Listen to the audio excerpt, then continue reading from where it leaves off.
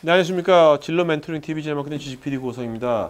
오늘은 이제 수학에 관련된 우리가 수학을 전공하고 나서 그 다음에 진로를 어떻게 잡을 것인지 다양한 수학을 공부하고 다양한 분야에 있는 세 분의 멘토분들을 모셨습니다. 그리고 오늘 항상 저희가 이제 MC가 대학생들이 MC를 보거든요. 오늘도 두 분의 대학생이 직접 이제 다양한 질문들을 하게 될 겁니다. 자, 그럼 오늘 멘토분들 소개시키기 전에요. 먼저 오늘 진행 맡을 두 분의 MC분들 자기소개 좀 하죠. 네. 할 때 진부하게 하지 마세요. 저는 무슨 학과 몇 학년 누구예요 하지 말고 그것 플러스 뭔가 자기의 정체성 한 줄 한 번 나타내봐요. 네. 자, 확인하겠습니다.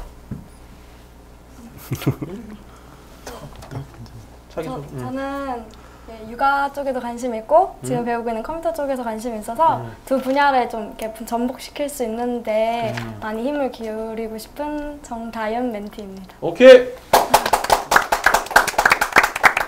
네. 예, 안녕하세요. 저는 수학교육과에 들어갔지만 들어간 지 6개월 만에 꿈이 바뀌어서 창업을 준비하고 있는 20살 황태입니다. 왜 6개월 만에 꿈이 바뀌었어요? 제가 수능이 끝나고 이제 알바를 했는데 이제 중학생들을 만나면서 중2병이라는 애들을 너무 많이 봤어요. 그래서 내가 얘들을 평생 보면서 뭔가 할 수는 없겠구나 싶어가지고. 국가교육과니까. 자, 그러면 오늘 멘토분들 자 각자 오른쪽부터 자기 소개 좀 하시죠. 네, 편하게. 일단은 자기 전공이 뭐였는지 대학생들이니까요. 대학생 전공이 뭐였고 현재 직장은 어떤 직장 뭐고 어떤 일 하고 있는지 네 편하게. 네. 저는 정규환이고요.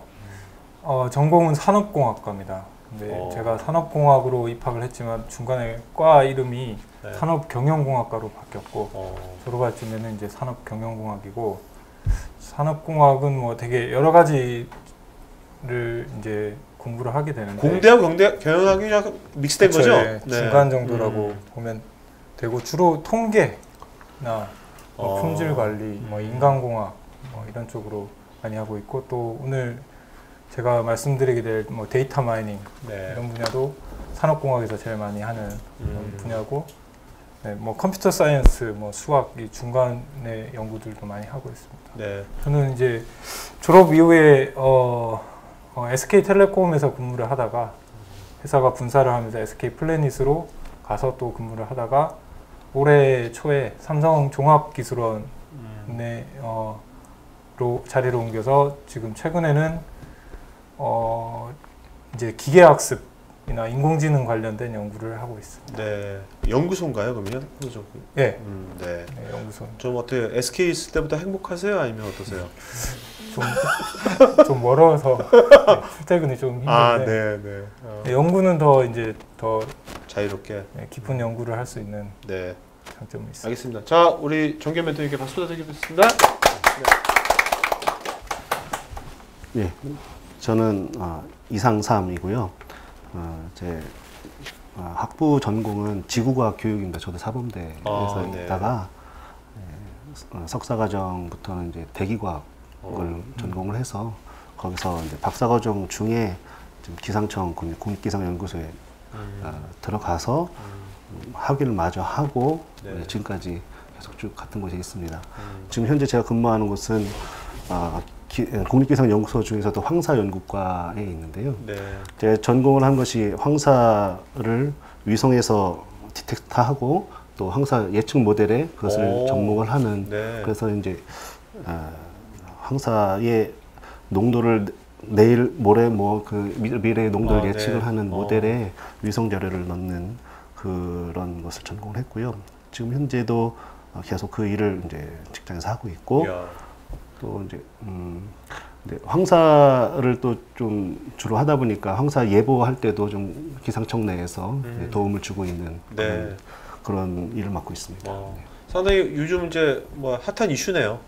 예. 미세먼지도 나중에 또 하실 겁니까? 이제 황사 제가 이제 박사과정 할 당시에는 이제 황사 그때 확 붐업이 돼가지고 그때 여러 가지 연구를 할 수 있는 상황인데 한 10년 정도 됐죠.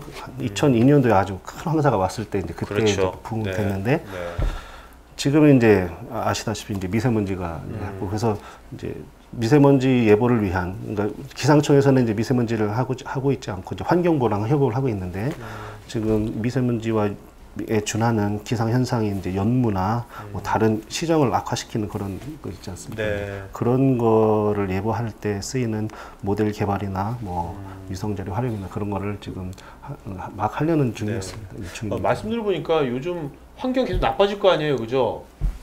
그러면 계속해서 일감은 점점 더 많아질 것 같아요. 아이러니하게. 아 예. 그러니까 환경이 나빠질수록 사실, 보이는 일감이 예. 점점 많아지는. 맞습니다. 예. 그래서 중국 사정을 보니까 앞으로 한 적어도 1-20년간은 더 개선될 여지가 없어 네. 보여요. 그래서 자비 확실하겠네요. 앞으로 쭉 네. 집중적으로 연습을 할 그러면 수 있는. 이 선생님은 그러면 뭐야 그 황사가 온다든지 미세먼지 오면 좀 약간 어떤 기분이 좋아지십니까? 아 예. 예, 뭐 장기적으로 보면 저한테 좋다고 지금 농담삼아 말했는데 상당히 그러면 부담감이 사실 있습니다. 네. 우리 예보에 알겠습니다. 책무가 있는 네네. 관청이다 보니까. 네. 자, 이상선 멘토님께 박수 드리겠습니다. 네. 네. 안녕하십니까. 저는 양승호입니다. 그리고 저는 지금 그 여의도에 그 신한금융투자에서 일을 하고 있고요. 그 전에 그 전공은 이제 산업경영공학과, 저도 이제 동일하게 산업경영공학과에서 그 학부 마치고 학위도 거기서 마치고요.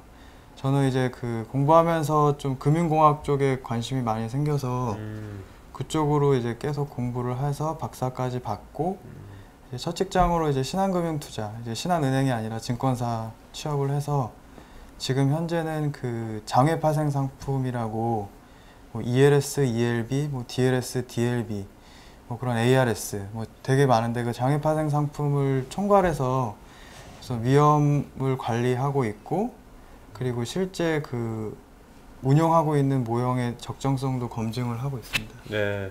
보니까 양승호 멘토님은 참 그 금융공학처럼 생기지 않으셨어요, 좀? 뭔가 스타일이 뭔가. 네. 자, 양승호 멘토님께 박수 드리겠습니다. 네. 자, 그럼 본격적으로 여기 이제 이 순서로 뭐 이거 고돌이 역순이네, 그죠? 고돌이 이렇게 가는 건데 고돌이 역순으로 한번 알아보도록 하죠. 네, 자. 네, 제가 먼저 질문 드릴 건데 정교한 멘토님께 궁금한 게 있어요. 이제 네. 데이터 마이닝이라는 게 있는 자료들을 통합해서 새로운 미래를 예측하는 데 의사결정에 도움을 준다고 들었거든요. 네. 그러면 혹시 뭐 주식 투자할 때 대박나는 방법이나 금이나 환율의 시세 가지고 돈을 벌 수도 있는지 돈이 필요하니 지금? 네. 데이터 마이닝은 되게 광범위한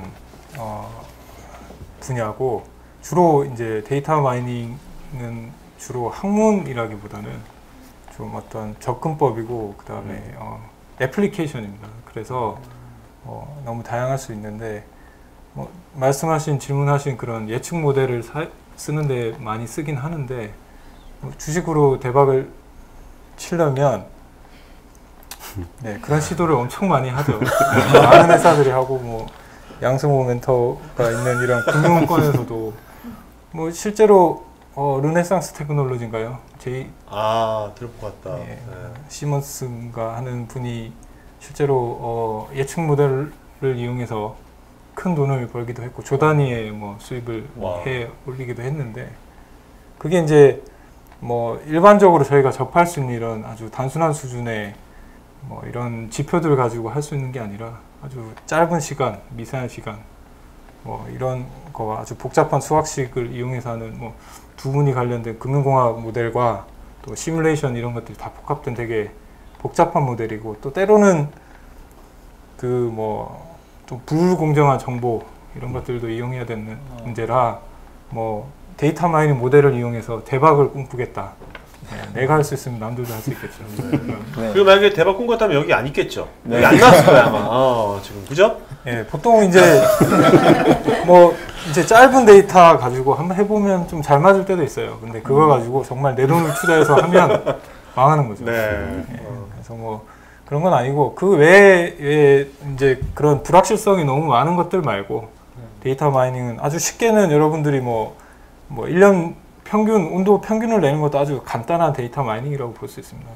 보다가 뭐 어떤 패턴이 보이면 그것도 패턴을 발견한 게 되겠고 그런 것도 데이터 마이닝이 될 수 있고 아니면 뭐 공장같이 어떤 뭐 다이나믹스가 있는 경우에는 그런 모델을 잘 찾으면 많은 경우에 반도체 공장에서도 마찬가지고 불량률을 찾아낸다든지 뭐 불량의 원인을 찾는다든지 하는 다양한 곳에 쓸 수 있죠. 그래서 그런 가치 있는 일을 하시는 게 네. 대박을 꿈꾸는 것보다는 좋을 것 같습니다. 네, 지금 감사합니다. 패턴이라는 용어를 쓰셨잖아요. 네. 그 어떻게 보면 그 우리가 무엇을 하는 어떤 거 현상의 패턴을 잘 알게 되면 네. 되게 유리할 것 같은데. 그렇죠. 뭐라 과거의 그러지? 패턴을 가지고 네. 미래를 예측할 수 네. 있는 건데 네.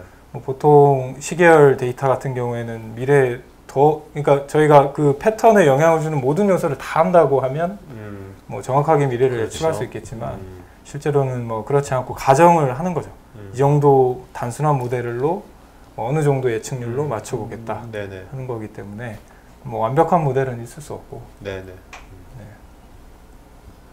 그렇게 되겠습니다. 네, 감사합니다. 저도 정기현 멘토님께 질문하고 싶은데요. 혹시 최근에 홀이라는 영화 보셨어요? 네, 봤습니다. 그 인공지능 소프트웨어로 사랑이 혼자 빠지는 보셨어요? 애인이랑 같이 봤어요?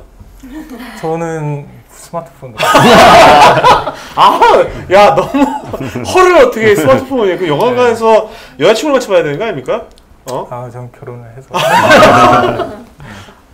집에서 봤습니다. 그 영화도 이제 컴퓨터 소프트웨어 인공지능이랑 사랑에 그렇죠. 빠지는 예. 주인공을 다룬 영화잖아요. 혹시 네. 그거에 대해서 이제 네. 앞으로의 인공지능 시스템에 대해서 어떻게 생각하시는지. 그런 시대가 올까요? 뭐 그런 걸 물어본 것 같은데. 네, 아주 좋은 질문이고 네. 그런 영화를 좀 많이 보셨으면 좋겠습니다. 그게 뭐 저는 이제 기계학습이나 뭐 인공지능 쪽을 연구하다 보니까 네. 그런 영화에 더 관심이 많고 보면 뭐 어떤 거는 좀 사실상 좀 허구적인 것도 있고 어떤 거는 이미 되어 있는 기술들도 많습니다. 근데 뭐 거기에 이제 미래 지금 앞으로 데이터 뭐 빅데이터 시대에서 그 다음에 뭐 이제 인공지능의 시대로 아마 갈 거거든요. 네. 그래서 많은 것들이 인공지능 기계학습 알고리즘에 의해서 자동적으로 처리가 되는 세상이 올 텐데 거기서 나오는 OS가 이제 많은 그 인공지능 기술의 총체입니다. 그러니까 기본적으로 대화를 통해서 한다는 거는 일단 스피치 레커니션이 되는 거거든요. 내가 말하는 걸 알아듣는다는 거고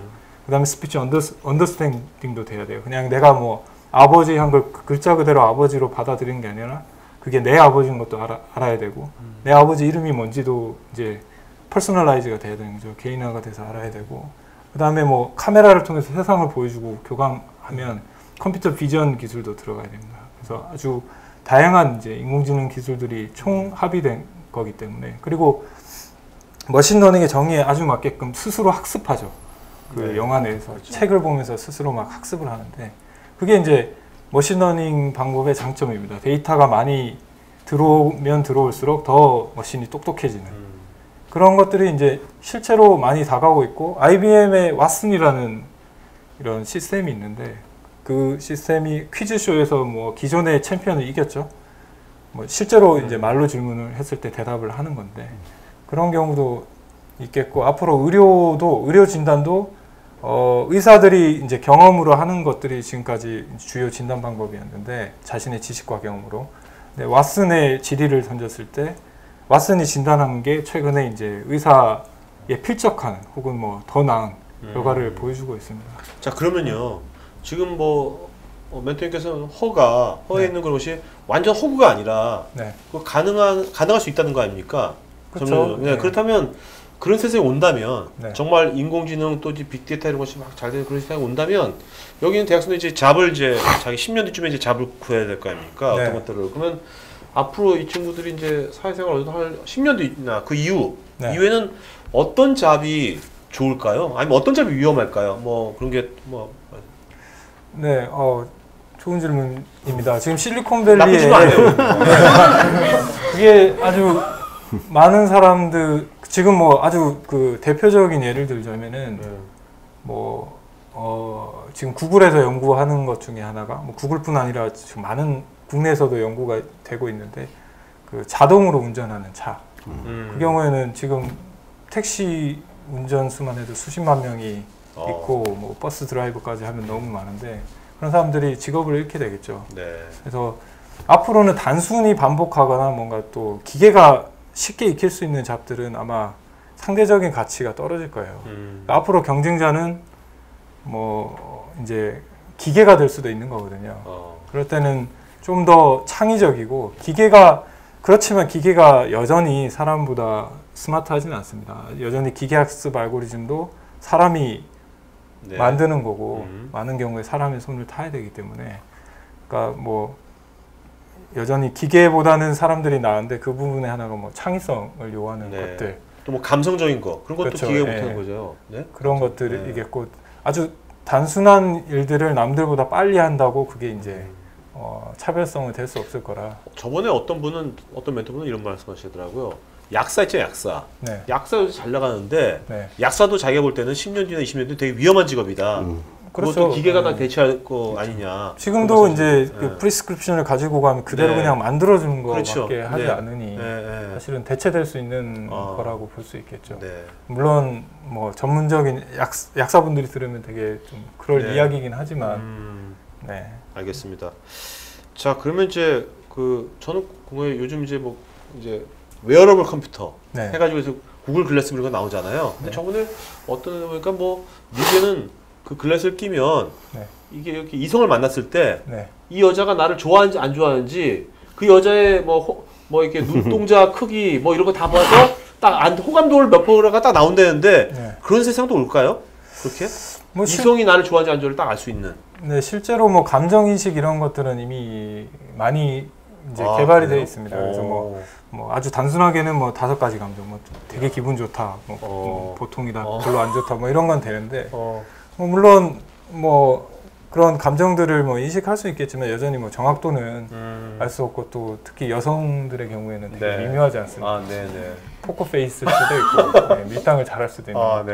그러니까 뭐 그런 것들이 그렇지는 않겠지만 대신에 뭐 예를 들어서 뭐 이런 거죠. 뭐 그 사람과 내가 페이스북 친구인데 뭐 최근에 써온 글이나 아니면 뭐 나를 만나러 나올 때 뭐 데이트 상대가 설렌다고 뭐 글을 썼다든지 그게 이제 글래스가 보이는 거구나 이렇게 알려주는구나 컴퓨터가 그럴 수 나한테. 있죠. 네. 그러니까 뭐 그런 방법을 통해서 데이터가 너무 이렇게 그렇겠네요. 많이 퍼지고 공개되어 있기 때문에 야. 네, 그런 그러면- 우회적인 방법으로 그럼 10년 뒤에는 남녀가 데이트할 때 네. 살벌하겠다. 서로 뭐 이게 글래스 이거 지금 이걸 해가지고 네. 다 할 거 아니어서 얘가 어저께 술 마셨는데 얘가 빨간 옷을 좋아하네 뭐 이런 거 이런 식으로. 그렇죠. 상대에 대해서 네. 좀 많이 할 수 또 있죠. 표정 인식 같은 거 봐가지고 이 여자가 나 별로 안 좋아하는 이거 딱 나오면 네. 클럽 같은 데서 부킹하기도 쉬울 것 같고 얘가 나한테 호감이 있네 아니면 하여튼 그런 세상 오는군요. 저는 네. 왜냐면 인공지능이 제가 예전에 저도 대학원 때 인공지능 했었어요. 네네. 저도 머신러닝이나 그런 거 플래닝을 좀 했었는데 그때 한때 인공지능이 뭐 반짝았다가 확 또 꺼졌거든요. 잘 안 됐거든요. 네. 요즘 다시 그것이 뜨나 보죠, 이렇게. 네, 뭐 최근에 이제 뜨는 키워드는 또 딥러닝이라고. 딥러닝. 예, 옛날에 뭐 한 80년대 후반, 80년대 후반 정도까지 이제 아마 많이들 들어보셨을 텐데 이제 뉴럴넷이라고 있습니다. 뉴럴넷이라는 그런 인공지능의 어떤 모델인데 그게 이제 좀 블랙박스예요. 그래서 설명력이 좀 떨어지고 그냥 모델에 데이터를 드립다 넣으면 결과가 딱 나오는 형식인데다가 워낙 학습시키는데 오래 걸립니다. 대신에 사람의 두뇌와 되게 닮았어요. 사람의 뉴런과 뭐 이런 뇌 구조를 되게 닮은 건데 최근 들어서 컴퓨팅 파워가 너무 좋아지고 데이터가 뭐 엄청나게 뭐 트위터만 봐도 막 초당 막 몇 천만 건, 몇 백만 건이 발생될 정도로 데이터가 워낙 많다 보니까 빛을 발하게 돼서 2000년대 중반부터 시작이 돼서 최근에 이제 뭐 예를 들자면 컴퓨터 비전 문제 같은 경우에 요즘에는 어느 수준까지 왔냐면 이렇게 사진을 찍으면 이제 그게 물체가 뭐다 바로 컴퓨터가 바로 알아차려요. 그러니까 뭐 고양이 사진을 주면 컴퓨터가 얘 고양이다 바로 알 정도로 되게 발전이 되는데 그런 밑바탕에 이런 딥러닝 기술이 있거든요. 컴퓨터한테 계속 고양이 사진을 엄청나게 많이 보여주면 컴퓨터가 나중에 알아서 얘가 고양이라는 걸 스스로 알 정도로 발전이 돼서 컴퓨터 비전 같은 경우 수십 년 동안 되었던 혹은 음성인식도 마찬가지입니다. 수십 년 여러분 뭐 음성인식 쓰시는데 되게 좌절 경험이 많으실 것 같은데 그래도 상당히 빠른 시간에 되게 좋아지고 있거든요.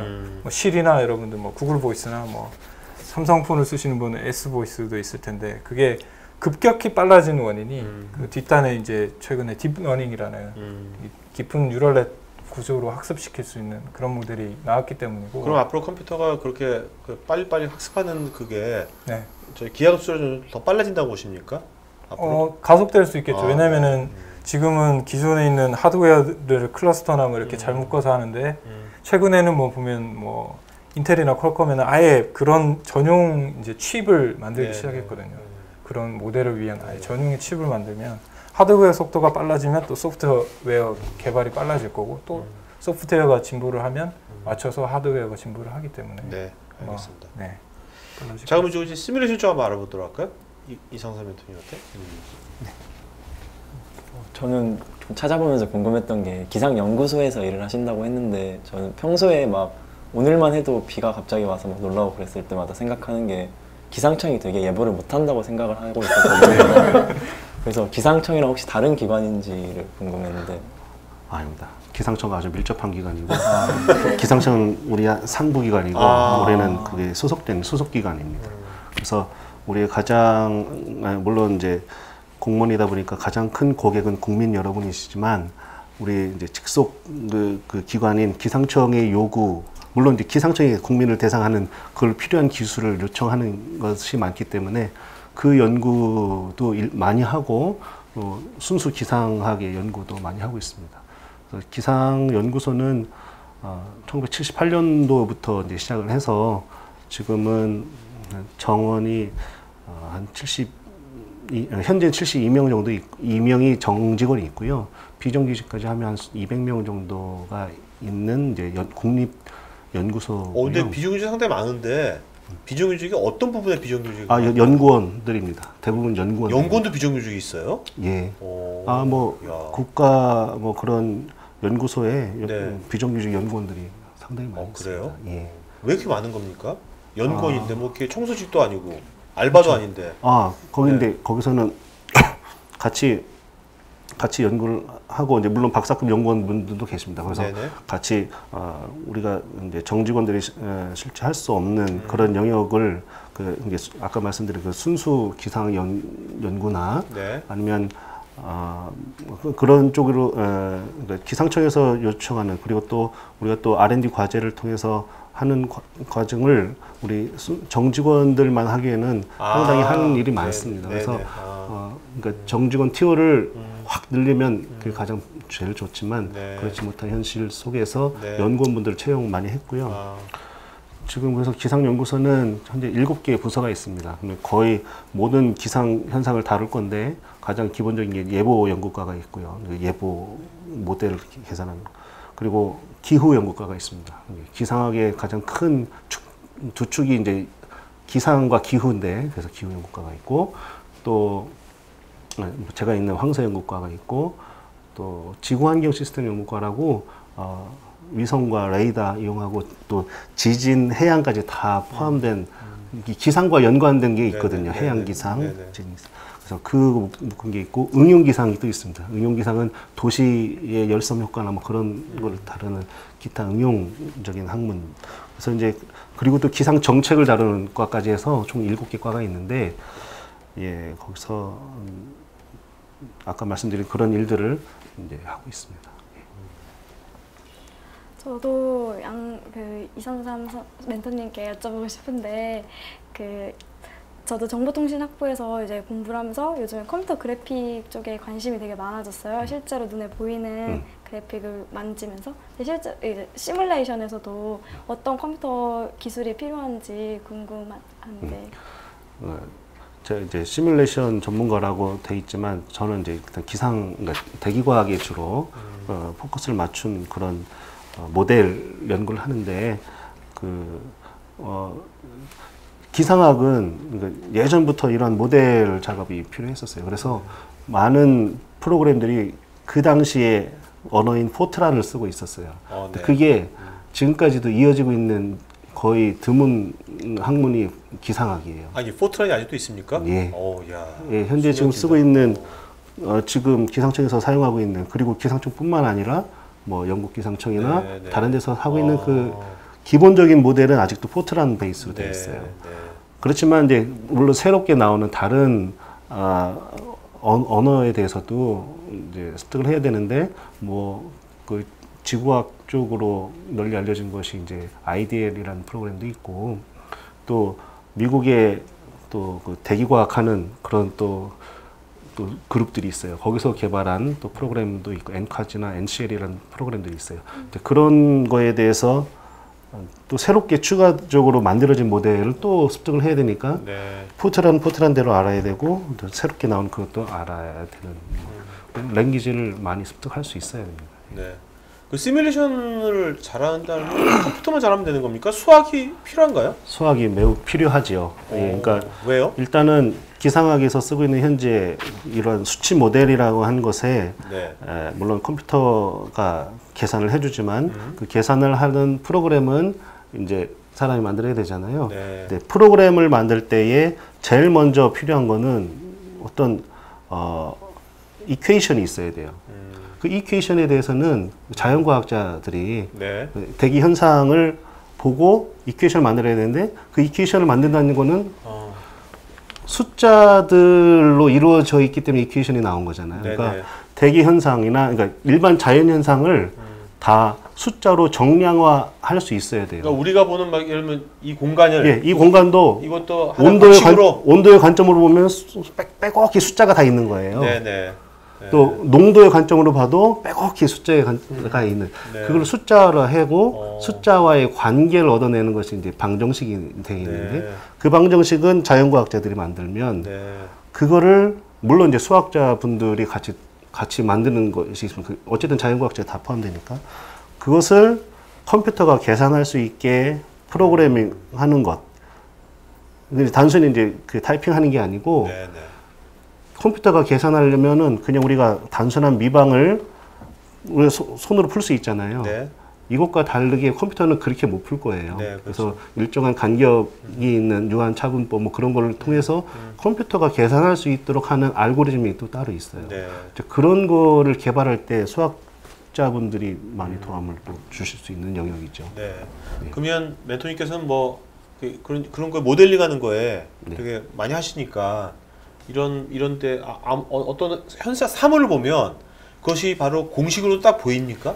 아, 그 정도 공식까지 이르셨나요? 제가 아는 사물을 봐야 되는데 제가 근데 저는 이제 황사의 관점을 보면 네. 또 이제 하늘을 딱 보면 이 농도가 얼마 정도 되겠고 또 네. 이제 또 광학적인 관점으로 보면 광학적인 두께라는 개념이 있어요. 그러면 이제 광학 두께가 어느 정도 되겠고 그렇지만 비는 잘 몰라가지고 네. 우산은 항상 들고 다녀야 되고 그렇습니다. 자, 좀 기상이니까 저도 궁금한 게 뭐냐면 요즘 뭐 옛날에 안 그랬는데 요즘 보면 TV마다 다 일기예보 하잖아요. 네. 옛날 일기예보 할 때 기상청에 기상관이 나와서 했거든요. 맞습니다. 예, 김동현. 요즘은 다 그분들은 안 보이시고 예. 다 쭉쭉빵빵 네, 맞습니다. 미녀들이 다 하거든요. 네. 몸매 좋은 분들이 네. 옷도 되게 막 잘 입고 하는데 네. 그게 그분들도 기상학과나 그런 나오신 겁니까? 아니면 그분들은 정말 저는 궁금한 게 배운지 외워서 그러는 건지 정말 그분들은 그걸 알고서 하시는 건지 그게 궁금하거든요. 예. 일단 제일 먼저 저도 그런 질문을 간혹 받는데 네. 그런 캐스터분들 기상청 직원이십니까? 그러니까 하는데, 와 기상학과 왜 예. 이렇게 뭐 예. 기상청에도 물론 그런 방송을 하는 조그만 그런 방송국이 있긴 있습니다만 네네. 여러분이 보는 뭐 지상파나 뭐 다른 그런 텔레비에서 케이블 TV에서 보는 그런 분들은 각 그 방송국 소속 분들이시고요. 그분들이 끊임없이 기상청과의 그러니까 그 자료 공유를 합니다. 네. 수시로 기상청 예보국에서 나오는 예보 자료를 네. 기상청은 공기관이니까 그런 대언론 활동을 해야 됩니다. 그래서 네네. 그 언론사분들한테 특히 그러니까 기자분들이 제일 먼저고 그다음에 캐스터분들까지도 수시로 그 기상 자료를 전파를 하면 그분들이 알아서 원고 쓰고 방송하는 겁니다. 뭐 그럴 때 혹시 물어볼 거 있으면 또 기상청에 전화해서 물어보시고 네. 상당히 그분들도 매일매일 한 몇 분의 그 방송을 위해서 상당히 고충이 많다고. 그러면 들었습니다. 그분들은 그 전공은 일부는 전공자분들도 계시고 네. 뭐 일부는 그런 뭐 방송 관계로 준비하시다가 되신 분들도 있습니다. 근데 뭐 그러면 멘토님한테도 네. 그렇게 예쁜 네, 캐스터가 예. 문의 온 적도 있어요. 물론 그러면 있죠. 잘 가르치시겠네요. 친절하게. 저는 어떤 아저씨 분이 와도 저는 아주 친절하게 공무원이다 보니까 네, 알겠습니다. 자, 네, 양소민 선생님 한번 또 물어볼까요? 궁금한 거. 양소 멘토님, 제 네. 친구들 중에서 이제 금융과가 솔직히 문과도 있고 이과 쪽에도 다양하게 있잖아요. 네. 근데 문과 친구들이 되게 수학에 대해서 겁을 먹어서 많이 꺼려하는 업종인데 혹시 실제로도 수학적 사고력이 얼마나 전문적인 지식이 필요한지 궁금합니다. 그러니까 그 문과로서 진출할 때 말씀. 금융공학 쪽에. 금융공학 쪽에. 네, 그쪽 친구들. 우선 금융공학 쪽은 이제 문과 베이스는 지금 별로 없고요. 대부분은 수학과 출신이거나 뭐 산업경영공학과 출신이 제일 많이 있습니다. 그래서 기본적으로 저희 그러니까 금융공학이 분야가 되게 다양한데 그러니까 실제 그 주식을 분석하는 것도 수식을 이용해서 분석을 하는 사람들도 있고 저처럼 이제 그 리스크 관리를 하기 위해서 뭐 밸류 앤 리스크 값을 계산을 해서 미들에서 이제 수학적인 지식을 사용하는 사람들도 있고 실제 그 아까 얘기한 뭐 마이닝 기법뿐만 아니라 뭐 실제 어떠한 수학적인 기법을 이용을 해서 매매를 이제 하려고 그 알고리즘 트레이딩을 하는 사람들도 많이 있거든요. 그래서 보통 이제 이런 사람들을 이제 금융공학을 하는 사람들이라고 얘기를 하는데 그런 사람들 중에서는 우선은 제가 알기로는 우선 수학과 베이스가 제일 많고 경제학을 했더라고 하더라도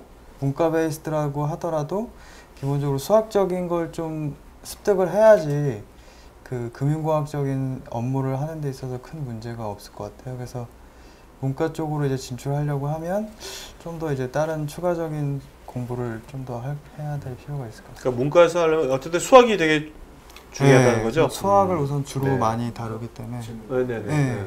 그렇다면 수학과에서 경제학과를 복수 전공하는 거에 대해서 긍정적인 생각을 네, 우선 경제학과가 오히려 긍정적인 효과를 얻을 수 있고요. 근데 이제 그 수학과를 하고 경제학과를 그러니까 더 공부를 해서 이제 진출을 하느냐, 아니면은 수학과를 공부를 하고 그 좀 더 이제 저 어드밴스된 수학을 해서 이제 금융공학자로 가느냐, 이게 좀 다 패스가 다 다르거든요. 그러니까 이제 금융업 안에서도 워낙 하는 분야가 다양해서 이제 자기가 이제 그 좀 알아봐야겠죠. 이제 어떤 쪽을 원하시는지는 잘 모르겠지만 수학 베이스로 하고 이제 그 경제학을 해서 주로 이제 가는 케이스는 이제 보통 이제 퀀트 애널 쪽, 이제 퀀티테이티브하게 분석을 해서 뭐 애널리스트를 하는 쪽이 대부분 많이 그런 식으로 진출을 하고요. 수학 베이스로만 하고 박사도 수학과를 하고 이제 아예 그 금융공학 쪽으로 딱 오는 분들은 대부분 이제 장외 파생 상품 평가 쪽을 좀 많이 하시는 분들이 많이 있고, 추가로는 이제 자기가 그 수학교 배웠던 그런 알고리즘을 써서 실제 그 매매하는데 활용을 해서 이제 실제 운용을 하시려고 하시는 분들이 또 있어요. 그래서 어느 쪽으로 이제 갈지를 좀 확실하게 좀 정해서 공부를 하는 게 좀 더 이제 아마 도움이 될 것 같습니다. 네. 저희 학교는 무조건 이트랙이라고, 그러니까 전공 부전공을 무조건 선택을 해야 되는 학교예요. 그래서 제가 지금 전공은 수리과학을 하고 있는데 부전공을 고민을 하고 있어요. 그러니까 경영 쪽으로, 그러니까 저도 금융 쪽으로 가고 싶은 생각을 가지고 있는데 경영이나 컴퓨터 공학이나 그 물리 셋 중에서 지금 고민 중이란 말이에요. 근데 금융 쪽으로 가려면은 셋 중에 어떤 게 제일 도움이 될지 궁금해요. 우선 부전공으로 하실 거면 경제학이 더 낫다고 말씀을 드리고 싶어요. 왜냐면은 그 뭐 그러니까 대학원을 가서 공부하는 건 좀 더 이제 어드밴스된 걸 하는 거고, 우선 학부 수준에서 수학과를 우선 기본적으로 하시고 추가로 경제학을 알고 이제 진출을 하는 게 좀 더 이제 회사 생활 하는 데 있어서 도움이 많이 될 겁니다. 저는 우선 그러니까 산업경영공학과를 나오고 이제 뭐 수업을 경제학 수업도 듣긴 들었지만 그거를 이제 정확히 습득하진 않고 이제 업계에 바로 진출을 했는데, 우선 저는 미션이 이제 장외파생 상품 총괄이기 때문에 우선 그런 경제학적 지식이 필요는 없었는데, 이제 요즘에는 이제 제가 리스크 관리도 같이 해요. 그래서 실제 운영하는 것도 이제 같이 모니터링을 하기 때문에 그런 걸 이제 할 때 보면 경제학적인 지식, 뭐 예를 들어서 환율, 뭐 미국 뭐 GDP라든지 그런 게 움직임에 따라서 바로바로 이게 영향을 받기 때문에 그런 걸 좀 더 이제 공부하고 오면 좀 더 수월할 거라고 좀 생각을 하고 있습니다. 네. 저는 퀀트라는 게 저한테 생소한 단어여서 계속 찾아봤었는데 가장 많이 나오는 연관 검색어가 퀀트 펀드이더라고요. 그래서 그거에 대해서 좀 설명을 부탁드리고 장단점도 같이 가르쳐 주시면 감사하겠습니다. 네. 퀀트 펀드는 저도 잘 많이 들어본 적이 없고요. 그래서 이제 퀀트라고 하면 뭐 이덜만도 있고 뭐 책 쓰신 분들 보면 대부분이 이제 장외 파생 상품 쪽을 이제 많이 말씀을 하세요. 그래서 장외 파생 상품이란 거는 이제 기본적으로 뭐 파생이란 게 이제 그 해지, 그러니까 뭐 예를 들어서 뭐 옵션이란 개념 뭐 이렇게 다양한 개념이 들어가는데 실제로 뭐 해지를 하기 위해서 미래 뭐 주가가 어느 정도 될지는 정확히 모르지만 대충 요 정도 주가가 된다고 생각을 하고 이거 이상이 되면 우리가 이제 수익을 받는 구조가 이제 보통 콜옵션이라고 하는데 이제 이런 식으로 이제 그 1차적으로 이제 주가 움직임을 한 번 더 꼰 거죠.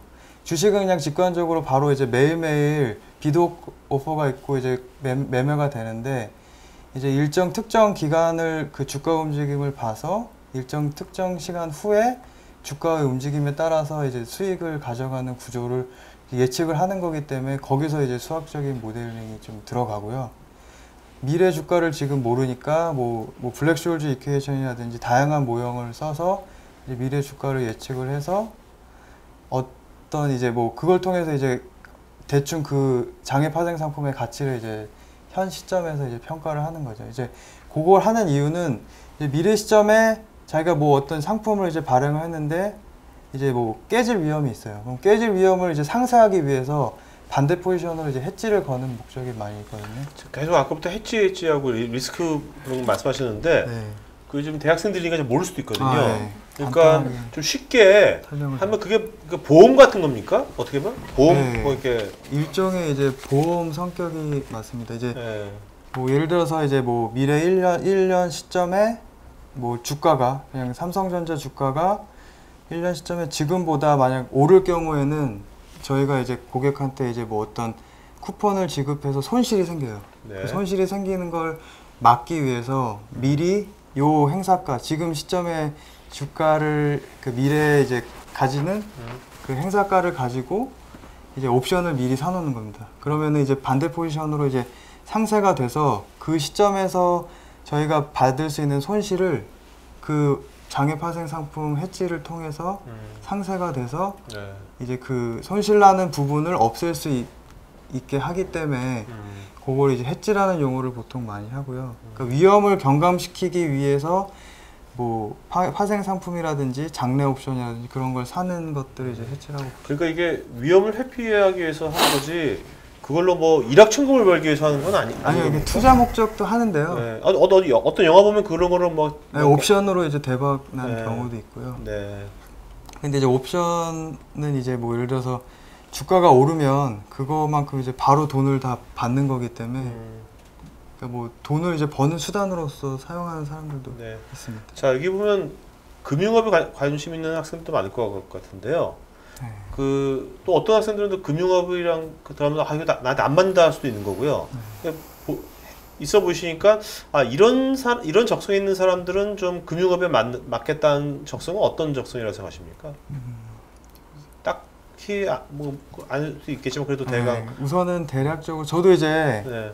뭐 공부만 쭉 하다가 이제 연구소를 안 하고 이제 거의 현업으로 갔는데 처음에는 이제 그 만약 그 금융공학자로서만 일을 하려고 하면 솔직히 이제 그 장외 파생 상품 모형 개발만 하면 되기 때문에 굳이 이제 뭐 주가의 움직임에 대해서도 이제 덜 민감해도 되고 시장이 움직이는 거에 대해서 크게 상관없이 일을 할 수 있어요. 금융공학자로서. 근데 이제 금융공학자 외에 실제 현업이 매일매일 이제 주식 운용을 하고 시장 상황 보고 이제 그런 것들을 같이 보기 위해서는 그 매일매일 이제 그 순간순간 그를 이제 파악을 해야 되기 때문에 좀 어떻게 보면은 그 연구만 하던 사람과는 달리 그때그때 이제 빠릿빠릿하게 이제 매 순간순간 이제 즉시 문제를 해결해야 되는 능력이 좀 더 이제 요구될 수 있거든요. 네. 그래서 그러니까 자기 성향에 맞춰서 일을 다 할 수 있을 것 같아요. 금융업이라고 해서 꼭 이제 그 매 순간순간 판단을 해서 뭐 이제 결정을 내려야 되는 게 아니라 이제 또 어떻게 보면 이제 금융공학자로서 자기는 이제 상품 모형 개발만 하고 그쪽에 포커스 둬서 일을 하고 싶어 한다. 그러면 이제 또 그쪽에 맞춰서 일을 할 수 있는. 네. 어떻게 모형 만든 사람은 좀 이렇게 뭐랄까 좀 이렇게 되게 좀 뭐 어떤 루틴한 어떤 좀 조용한 학자 같은 그죠, 스타일인 학자 것 같고 같은 분이에요. 네. 아까 그런 사람은 그 배팅하는 사람들 같은 네, 느낌이 완전 다른 성향이죠. 전투하는 사람들처럼 네. 그런 성향이겠네요. 네. 자, 그러면 이제 그 여기서 잠깐 공통 질문 한번 드려볼게요, 세 분한테. 여기 이제 수학에 관심 있는 학생들이니까. 근데 이 학생들 중에서 수학을 나 옛날 산수는 잘했는데 제가 그렇게 산수 참 잘했거든요. 수학을 하니까 대학부터 공업수학 하려니까 자신감이 확 떨어졌거든요, 그때부터. 그 수학을 별로 좋아하지 않는데 수학을 잘하려면 네. 어떤 뭐 팁 하나씩 주신다면 수학을 잘한다면 이제 이분들도 이제 수학을 하는데 어떤 친구들은 나 옛날에 수학 잘하는 줄 알았는데 지금 보니까 수학을 잘 못하는 것 같아, 자신감이 없어졌어. 그런 친구들한테 한마디 조언해 주신다면. 네. 뭐 저도 수학을 못하는데 근데 뭐 수학을 지금 공부하고 계신 거는 아주 잘하시는 것 같아요. 저는 네. 제가 생각했을 때는 지금 앞으로 뭐 아까 질문하셨듯이 앞으로 이제 사람의 역할로서 잘할 수 있는 일을 위해서는 수학과 그 다음에 프로그래밍 두 가지를 갖춰야 된다고 생각하고 그 두 가지 스킬을 매우 높은 정도로 가지고 있으면 크게 미래를 걱정 안 하셔도 된다고 생각할 정도로 수학은 일단은 자기의 생각하는 방식이죠. 뭐 내가 저희가 정석을 풀듯이 문제집을 풀듯이 문제를 빨리빨리 남들보다 빨리 푸는 게 중요한 게 아니라 어떤 문제를 대했을 때 해를 구하는 과정에서 하는 생각 방식 뭐 그런 것들을 훈련하는 학문이기 때문에 실제로 많은 경우에 뭐 문제는 되게 여러 가지 문제, 늘 학교에서 접하지 않은 새로운 문제들이 아마 뭐 직장 생활을 하시든 나중에 연구원을 하시든 아니면 그냥 일상생활에서도 생기게 마련인데 그럼 어떻게 그냥 내 직관대로 그냥 막 하는 게 아니라 뭐 논리적으로 풀어갈 수 있느냐를 수학으로 아마 배우실 거고, 그다음에 이제 지금 얼마나 컴퓨터가 좋습니까? 손에 다 컴퓨터를 하나씩 들고 다니는데 이걸 이제 그런 툴을 잘 활용하기 위해서는 컴퓨터와 대화할 수 있는 방법이 필요할 건데 컴퓨터한테 일을 시키려면 컴퓨터가 이해할 수 있는 언어를 알아야 될 거잖아요. 그러기 위해서는 프로그래밍 스킬이 좀 필요할 것 같습니다. 그 두 가지를 잘하면 아마 두 분들도 그런 걸 잘 하시는 분들이신데 수학적인 것과 그 다음에 뭐 시뮬레이션도 마찬가지고 그 다음에 뭐 금융공학에서도 시뮬레이션을 많이 쓰고 있고 그런 것들에 대해서 뭐 다양한 분야 나중에 선택권이 매우 넓어질 거라고 네. 생각하고 있습니다. 네. 네. 저희 학교에 수학과를 전공으로 하는 학생들 중에서 네. 컴퓨터공학과 부전공으로 하는 사람도 많고 그런데 네. 약간은 경영이 금융 쪽으로 가기엔 좀 더 괜찮다고 하죠. 경제. 저희 학교는 경제 넣고요. 근데 수학하고 컴퓨터를 하면은 진로가 어떻게 되는지 방금 말씀드렸다시피 글쎄요, 뭐 경영은 좀 제가 봐서는 물론 또 경영학과 사람들이 들으면 되게 화낼 일이지만 경영은 되게 좀 시간이 걸리는 문제 같아요. 오늘 약대하고 경영대가 찍혔어요. 네. 뭐 저는 뭐 앞으로 할 때도 없기 때문에 뭐 괜찮은데 뭐 유명한 사람도 아니고. 오케이. 근데 이제 뭐 경영 같은 경우에는 좀 시간이 오래 걸리고 경험으로 체득할 수 있는 것들이 좀 많다고 봐요. 학교에서 배우는 것들이 당장 와닿지 않을 경우도 되게 많고 또 경제도 마찬가지예요. 아직 뭐 대학생 수준에서 뭐 배우는 것들이 직접 와닿지 않을 수 있거든요. 뭐 미국의 경기가 어쩌고 뭐 GDP가 어쩌고 그게 나랑 무슨 상관이야. 뭐 그럴 수도 있거든요. 근데 물론 그렇다고 그런 학문들이 가치가 없는 게 아니라 물론 아주 중요한 학문인데 자신의 미래가 이제 자기가 뭐 어떤 목표, 제 경험도 그랬고 뭐 대학생 때 보통 자기가 뭐 할지 잘 모르거든요. 뭘 잘하는지도 모르겠고 그럴 때는 좀 가능성이 넓은 걸 하는 게 좋을 것 같아요. 거기서는 저는 수학도 되게 좋은 전공이라고 생각해요. 수학은 뭐 수학을 수학자로 평생을 살 게 아니면 뭐 학부 정도가 좋은 것 같아요. 학부 정도 하고 이제 그 다음은 이제 그걸 이용하는 뭐 다른 것들을 하면 되는데 제 개인적인 경험도 그렇고 수학적인 사고 그다음에 수학 실력이 되게 좋으신 분들은 뭐 논문을 읽는다든지 뭐 이런 아니면 새로운 문제를 접했을 때 풀어내는 능력이 되게 탁월해요. 그런 것들은 나중에 극복할 수 없는 거거든요. 마찬가지예요. 프로그래밍도 물론 나중에 나이 들어서 책 보면서 막 할 수 있어요. 근데 그게 한계가 있다는 거죠. 미리 접하고 미리 뭐 여러 문제들을 만들고 요즘 프로그래밍 할 수 있는 사이트도 너무 많고 랭귀지도 되게 쉬운 랭귀지들 뭐 파이썬이나 뭐 이런 랭귀지 접하기 쉬운 것들도 많거든요.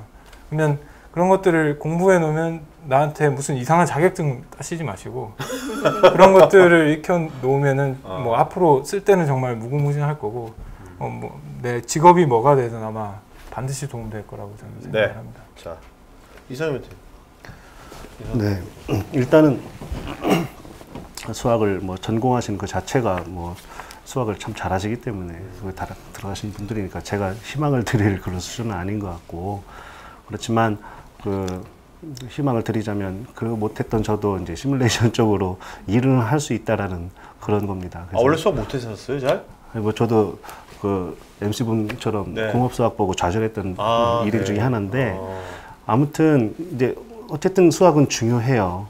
뭐 좌절을 할 수 있겠지만 중요한 건 확실합니다. 수학은 일종의 언어예요, 언어. 되게 논리를 갖춘 언어예요. 그러니까 때로는 자연과 대화하는 언어가 될 수 있고 또 때로는 뭐 금융, 뭐 그런 사회적인 현상과 대화할 수 있는 언어일 수 있어요. 그래서 영어 그 언어 공부하는 것보다 훨씬 더 고상한 그런 물론 또 영어학과 분들은 더 그러겠지만 고상한 언어입니다. 그래서 여러분 상당히 자부심을 갖고 공부하셔도 될 것 같고요. 그 언어를 가지고 있기 때문에 그 어떤 다른 것도 다 이제 도전하실 수 있는 그런 준비가 되셨다고 생각하면 됩니다. 그렇지만 제가 또 말씀드릴 거는 학부 수준은 뭐 거기서 아무리 열심히 해도 그냥 교양과정 했다 생각하시면 됩니다. 그냥 아무리 내가 열심히 해서 다 4.3 만점에서 그 졸업했는데 결국에는 나중에 보면 교양과정 마친 거고 이제 실전은 이제 그 이후로 여러 가지 실전들이 있습니다. 그래서 특히나 수학은 물론 여기서 수학 계속 전공해서 수학 교수님 되실 분들이 혹시 있으시면 그분들은 이제 계속 해 나가시면 되는데 다른 과정에 아주 파워풀한 수단을 가지고 계셨다고 생각하시고 그러니까 주저하지 마시고 다른 데 도전하실 수 있는 그런 자격들이 다 있으세요. 그래서 그러니까 그렇기 때문에 그러니까 또 그 역설적으로 학부 과정은 그 아무리 열심히 해도 교양 과정이라는 얘기는 다른 교양 과정을 상당히 많이 드립할 수 있는 유일한 기회가 또 학부 과정이라는 얘기예요.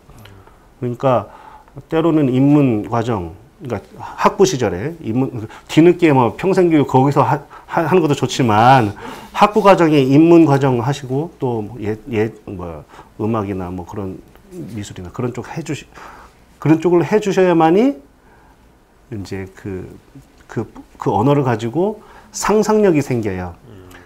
그러니까 논리력이 있어야 되고 상상력이 있어야만 이제 21세기 이미 이제 14년이 지났지만 21세기 앞으로 주역이 될 수 있을 겁니다. 그래서 수학하는 사람들은 자부심을 가져도 될 것 같고 그러니까 보면은 다른 자연과학 하는 사람들은 거의 이제 인생을 마감할 때 아이고 내가 물리학을 좀 제대로 할 걸 그렇게 후회한대요. 근데 물리학 전공한 사람들은 이제 은퇴할 쯤에 내가 수학을 좀 더 할 걸 그렇게 한답니다. 그래서 여러분 학부 시절부터 열심히 중고등학교 때 정석으로 해서 좋은 대학 가셨겠지만 이제 그건 또 교양도 아닌 그런 아주 베이스고 학부 시절에 그 교양 수학을 아주 잘 잡아 놓으셔서 앞으로 앞일이 다 창창하시잖아요. 그래서 수많은 일을 도전하실 수 있는 그런 아주 파워풀한 언어를 가지고 계시다고 생각하시고 열심히 하시면 될 것 같습니다. 수학이 언어다. 되게 상당히 좋은 관점인 것 같습니다. 네, 자 양승호 대표님. 저도 이제 수학을 정말 좋아서 공대도 오고 했는데 정말 와서 좌절 한번 봤고요. 공업수학이 좀 문제인 것 같아. 공업수학이 좀. 근데 또 이제 금융공학을 하다 보니까 수학 더 어려운 게 나와서 또 좌절을 했거든요. 근데 이제 수학을 그냥 수학으로만 보면 이렇게 수학 문제를 푸는 게 좋다고 하면 이제 그쪽으로 쭉 가면 되는데 이제 수학을 수학으로만 보면 너무 재미가 없거든요. 근데 이제 그러니까 이게 실제로 일을 하다 보면 그러니까 이런 식을 어떻게 쓸지를 좀 더 이제 공부를 하고 알게 되면 좀 더 이제 직관적으로 이제 실제 생활과 연관이 되니까 훨씬 공부하기가 좋아지더라고요. 저도 지금 업무를 하면서 수학 공부를 지금 더 하고 있어요. 왜냐면 지금 새로운 분야를 또 지금 하라고 좀 요청이 와서 좀 수학 공부를 또 하고 있는데, 그러니까 뭐 저도 이제 대학원 때 이제 수학 박사학위 과정 분들하고 이제 같이 연구도 했는데, 이제 수학자들 보시면 이제 주로 이제 관심이 뭐 이그지스턴스, 뭐 유니크니스, 뭐 이런 쪽에 대한 연구를 주로 많이 하세요. 근데 이제 저희 쪽은 이제 산업공학과의 장점은 요걸 이제 어떻게 사용할까, 어떻게 이걸 쓸까를 이제 많이 이제 생각을 하고 접근을 하거든요. 그래서 그런 접근 방식이 좀 차이가 있고 좀 재밌었는데, 이제 실제 현업에 만약 갈 생각을 한다고 하면 실제 현업에서도 이 수식들이 쓰이는 곳이 되게 많이 있거든요. 아까 말씀하시면서 들었던 게 이제 뭐 PD, 저희도 금융공학 하면서 풀고, 수치 해석도 이제 다 풀고, 그래서 이제 이런 것들을 다 사용을 해서 금융공학자들이 이제 일을 하고 있기 때문에, 이제 실제 업무와 좀 더 이제 연관지어서 생각을 하면 좀 더 이제 수학도 좀 더 재미있게 하고 좀 더 즐겁게 할 수 있지 않을까, 그렇게 생각하고 있습니다. 제가 갑자기 세 분 말씀을 들으면서 수학이 되게 중요하다고, 여러분 잘 선택했다는 말씀 하시는데, 갑자기 드는 의문이 뭐냐면, 왜 수학은 옛날부터 있었잖아요. 뭐 저희 때도 수학과가 있었고, 근데 왜 요즘 와서 21세기가 되면서 이렇게 수학을 하는 사람들이 정말 좋은 거 선택했다, 앞으로 이거 정말 이것만 하면 정말 앞으로 좋아질 거야, 그 이유가 뭘까요? 왜 갑자기 요새 와서 수학에 각광을 받는 이유가 뭘까요? 이유가 아무나 이유가 뭘까요? 글쎄요, 제 생각에는 세상이 너무 복잡해져서 그런 것 같다. 복잡해져서? 네. 네. 그래서 뭐 옛날처럼 예를 들어서 사냥을 해서 물물 교환할 거면 수학이 필요 없겠죠. 네네. 근데 뭐 컴퓨터도 수학으로 이루어져 있고, 네. 뭐 세상 시스템 많은 것들이 되게 수학 공식과 이론에 의해서 이렇게 구성된 것들이 많기 때문에 뭐 물리학도 어떤 수학적인 계산이 필요할 거고, 시뮬레이션도 마찬가지고, 금융도 마찬가지고, 너무 복잡해졌기 때문에 중요도가 더 네. 수학을 이해를 해야 그런 시스템을 이해할 수 있고 설계할 수 있고 또 이용할 수 있기 때문에 그래서 더 중요해지고 있지 않나 생각이 됩니다. 또 이게 되게 어차피 데이터도 엄청나게 많아졌잖아요. 네. 복잡해졌는데 복잡한 거를 그걸 그 모델링 이걸 패턴 이거면 잘 해놓으면 수학을 이용해서 그걸 또 요즘 세상 또 그걸 또 금방 또 뭔가가 일을 할 수 그걸 뭐 적용을 시킬 수 있는 세상이 된 거잖아요. 그렇죠. 그러니까 아웃풋이 바로 나올 수 있으니까. 그래서 그렇죠. 더 그런 것 같기도 하네요. 네, 그냥 수식만 칠판에 써있으면 소용이 없겠죠. 그렇죠. 그게 이제 뭐 컴퓨터 프로그래밍을 통해서 소프트웨어를 통해서 실제 가치를 만들 수 있다 보니까 아무래도 중요성이 높아지지 않을까. 네. 자, 또 멘토분들한테 각자 궁금한 거 하나씩만 좀 물어보고 이제 질의응답 대충 하도록 하죠. 네. 정말 물어보시고 하나씩만 물어봐요. 네. 저 정기환 멘토님한테 궁금한 게 있는데, 제가 창업을 아까 한다고 말씀드렸잖아요. 제가 지금 시도했던 게 뭐였냐면 웨어러블 디바이스인데 사람의 감정을 분석하는데 대화를 통해서 어떤 감정인지를 파악하고, 그 사람이 이제 예를 들어서 뭐 우울증이나 그런 건 감정 기복이 심하니까 되게 쉽게 체크할 수 있을 거라 생각을 해서 병원 같은 거에 갔을 때 까먹지 않고 상담할 때 이용할 수 있는 디바이스를 만들려고 했거든요. 이걸 만들 때 데이터 마이닝이 필요하다고 생각하는데 벤처기업 수준에서 이걸 구축할 수 있을지가 궁금하거든요.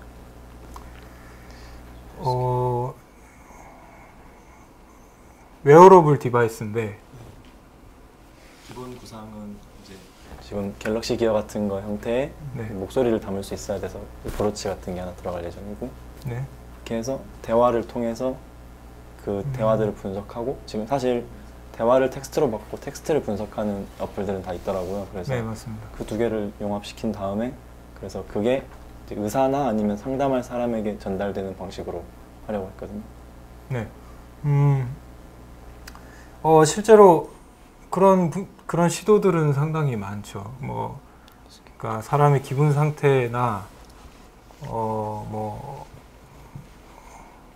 혹은 어떤 영화의 이런 댓글이나 아니면 사용 후기를 통해서 직접적으로 내 만족도나 감정을 표현하지 않아도 그걸로부터 어떤 감정이나 이런 걸 레이팅을 이끌어내는 센티멘트 어널리시스 이런 것도 있겠고, 여러 기술들이 있을 거예요. 지금도 이미 있는데, 그런 기술들이 제 생각에는 그것만 가지고는 가치가 얼마나 있느냐. 정말 정확도가 99.9%다. 그러면 가치가 있겠죠. 근데 그게 이제 부가적인 정보일 뿐이고, 그거 자체가 목적이 되면 앞으로 크게 뭐 마크 주커버그처럼 부자가 되지는 못할 것 같아요. 그러니까 어떤 가치가 있는지 실제로, 그리고 어느 정도까지 내가 해낼 수 있는지. 기술이라면 기술은 정말 세계에서 1등을 할 정도로 해야 되는 거고, 그게 아니고 뭐 사업이면 차별성도 되게 중요할 것 같고. 그러니까 저도 말씀 들으면서 비슷한 생각이 들었는데, 뭐냐면 웨어러블 뭐 디바이스로 뭐 그걸 한다는 것은 이미 다 있는 것들이고, 앞으로 그 디바이스는 좀 좋아질 거고, 점점 공짜로도 나올 수 있고 그렇게 되는 거거든요. 기술이. 일단은 그 대관학씨만의 당신만의 유니크한 강점 뭐냐, 그 우울증을 나는 우울증 금방 발견할 수 있다. 뭐 그건 되게 큰 거죠. 어떤 뭐 그거예요? 뭐예요? 저희 팀이었는데 저희 네네. 팀이 지금 부상하는 좀 특별함이 뭐였냐면요, 우울증 환자라는 특별한 타겟을 대상으로 진행을 해요. 그래서 우울증 환자들이 이제 상담 같은 걸 할 텐데 가장 큰 문제가 이거라고 생각을 했습니다. 내가 한 주에 한 번씩 또는 뭐 2주에 한 번씩 일정한 기간마다 상담을 해야 할 텐데, 그 사람을 만났을 때 내가 저번 주 월요일에 기분 나빴던 걸 기억할 수 있을까? 예를 들어서 내가 화요일 날 누구랑 말다툼을 했다라는 그 감정이 되게 소중할 수도 있는데 기억할 수 있는가가 의문이었거든요. 그래서 그런 것들을 잡아줄 수 있는데, 어떻게 보면 저거네, 보이스 레코드처럼 우울증 레코딩이네. 네네. 너무 정확할 필요가 없는 거죠. 그냥 의사가 받았을 때 너는 이쯤에서 어떤 감정의 변화가 있었는데 무슨 일인지 기억이 나냐, 뭐 이 정도의 볼조기기로서 시작을 하고, 이게 이미지 개선이 된다면 이제 모든 사람들이 하나쯤 이렇게 체크하면서 오늘 너 좀 기분이 안 좋은 것처럼 수치가 올라갔는데 뭐 이런 음악을 들으면 괜찮아질 거야, 이런 식의 피드백까지 해줄 수 있는 걸 생각하고 있었습니다. 그냥 카톡 이모티콘만 봐도 알 것 같은데. 카톡 이모티콘. 카톡도 연동할 수 있어요. 자, 그다음 또 이제 이상선 멘토님한테. 저 아까 그 상상력을 많이 필요로 한다고 하셨잖아요. 근데 사실 저도 그쪽에 질문을 하나 준비 왔었는데, 그 시뮬레이션을 하는데 이런 컴퓨터적 기술 말고도 솔직히 상상력이나 예측하는 사고력 같은 게 많이 중요하잖아요. 이런 쪽을 기르기 위해서 어떤 공부를 하면 좋은지 여쭤보려고. 그게 바로 이제 인문학인 것 같아요. 그거는 그게 인문학이고, 이제 다양한 뭐 드라마도 자주 보시고 영화도 자주 보시고 해서, 그래서 책도 많이 보시고, 상상력의 끝은 저도 잘 접하진 않지만 시집인 것 같아요. 그렇죠. 그 상상력의 끝이에요. 그 이제 거의 현존하는 지구상에 그런 상상력 좋은 사람들이 표현해 놓은, 압축해서 표현하는 게 시인데, 그런 문학적인 것들을 많이 접해 보시고, 그리고 또 사회를 잘 보세요. 그러면은 뭐가 필요로 하는 건지에 대해서 이제 내가 무엇을 기여할 수 있지, 뭐 그런 거를 얻으려면 이제 사회 쪽, 그러니까 인문 사회 쪽, 물론 수학이라서 가장 이과적인 그런 과지만 인문학 쪽이 그래서 더 필요한 거라고 생각하시면 될 거예요. 그래서 인문학적인 사회 과학적인 쪽으로 많이 눈을 돌리시면, 아까 말씀드린 제가 그 수학이 가장 좋은 수단이라고 그랬잖아요. 그 수단을 어떻게 활용할지를 이제 조금씩 상상하실 수 있고, 저 같은 경우는 이제 시뮬레이션 하는데, 시뮬레이션 한 것이 과연 어떻게 표출될 것인가를 상상을 좀 하려면 역시 그때 그 상상력이 필요해요. 그래서 그 기존에 먼저 상상을 가지고 있던 그거를 기반으로 나중에 이제 내가 하는 결과물에 대해서 상상을 할 수 있는 거니까, 지금 시절이 제일 중요하다고 봐요. 그래서 지금 학부 시절에 다양한 인문, 그런 사회적인 접하는 거가 상당히 중요합니다. 네. 자, 또 양수멘토님한테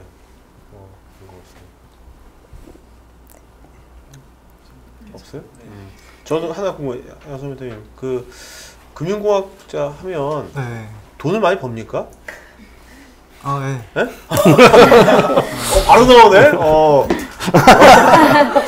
아니, 그러니까 어떻게 돈을 버는 거예요? 그러니까 예를 들면 저 궁금한 게, 예를 들면 아까 뭐 해치를 한다든지 뭐 투자를 했어요. 투자했는데 뭐 그 회사에 소속돼 있잖아요. 그 회사가 그 어떤 투자 뭐 같은 모델링을 써가지고 돈을 벌어서 회사가 그러면 번 돈에 그 얼마를 그 금융공학자도 나눠 갖는 건지, 아니면 월급만 받는 건지, 나 그게 궁금해요. 그게 이제 그 부서가 다 나뉘는데요. 네. 이제 증권사 가면 프론트, 그러니까 실제 운영하는 부서가 있고, 네. 미들, 그러니까 약간 관리하는 부서가 있고, 백, IT 쪽으로 이제 지원해주는 부서가 네네네. 있는데, 이제 뭐 프론트 부서를 가면 이제 실제 그 모델링, 그러니까 모형을 만들고 그걸로 하고. 이제 매매를 하기 때문에 거기서 발생되는 수익의 뭐 다 회사마다 다 다르긴 한데 정해진 부분에 하에서 다 지급을 하죠.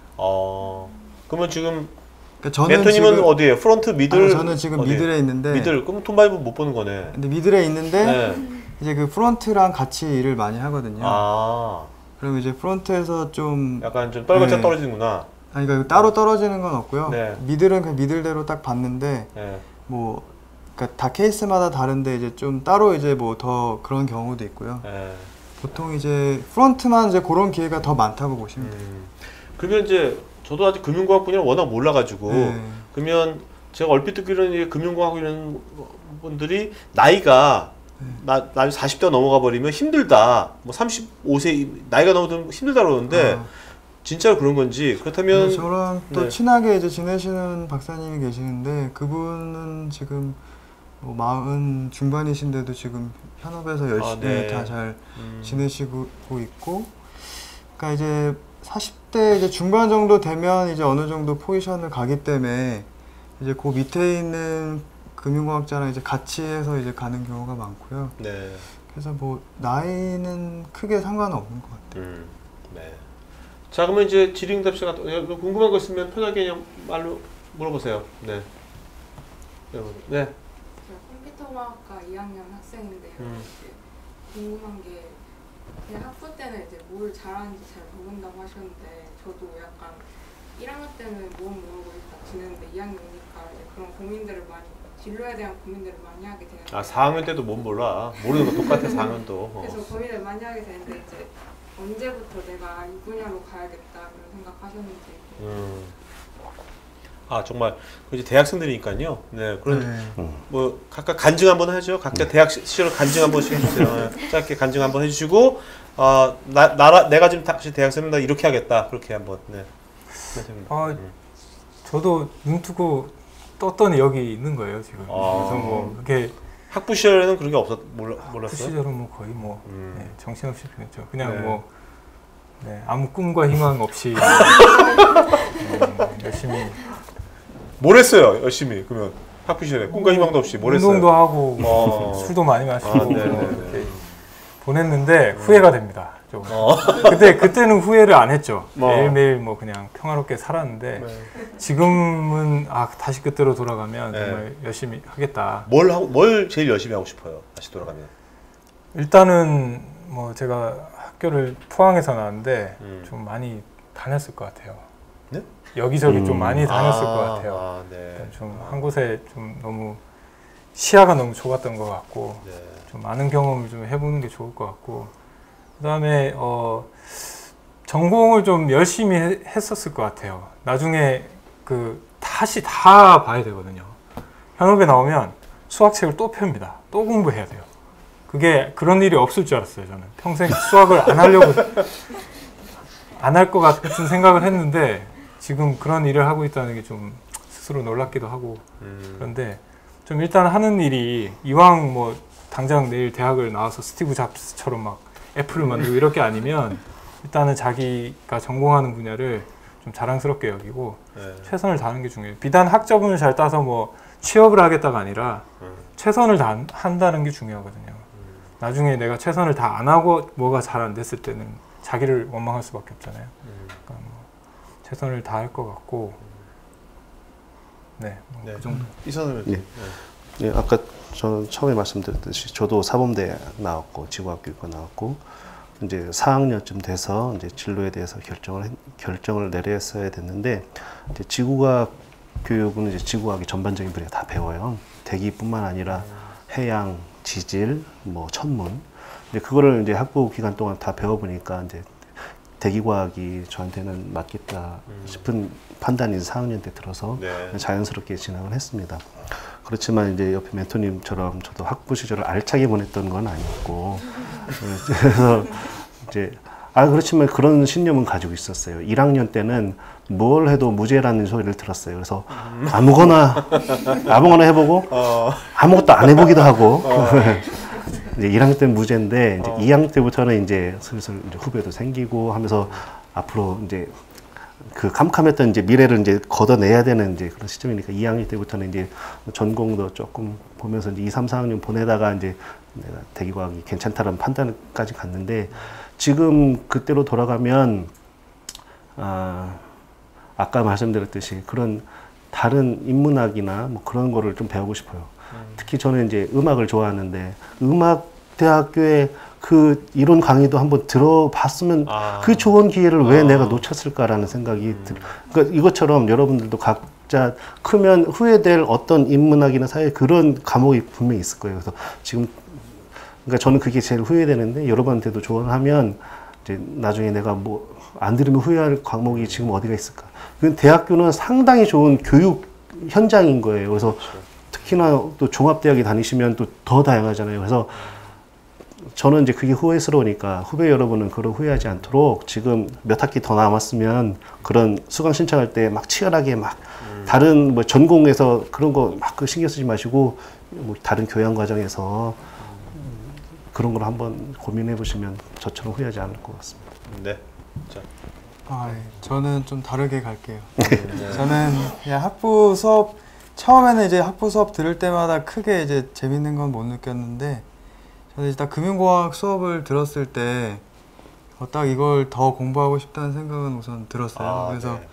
그래서 우선은 근데 이제 이 수준은 너무 좀 얕은 것 같아서 그래서 그 담당 지도 교수님을 찾아서 이제 계속 연구하고 싶다고 이제 말씀을 드려서 그렇게 해서 이제 공부를 쭉 했는데 근데 이제 그 막상 이제 또 한때 이제 금융공학이 되게 핫한 거는 지금 조금 지났거든요. 어떻게 보면 약간 지났을 수도 있는데 근데 이제 그때 배웠던 걸 토대로 이제 또 새로운 거를 더 이제 확장을 하려고 하다 보니까 또 재밌게 하고 있는 부분이 있는데 이제 컴공과 이제 잠깐 말씀을 드리면 그 제가 이제 금융공학자 되게 좀 자주 뵙는 분은 수학과 전공인데 컴공과 수업을 거의 전공하다시피 하셨어요. 근데 그 컴공과 수업을 하신 이유가 너무 재밌어서 이제 컴공과를 하시게 됐고 자기는 그래서 게임 회사를 갈까 했는데 어쩌다 보니까 증권회사 금융공학자 와서 지금 정말 잘하고 계신 분이 계시거든요. 그래서 어떻게 보면 그렇게 재밌게 할 분야를 뭔가 이제 하나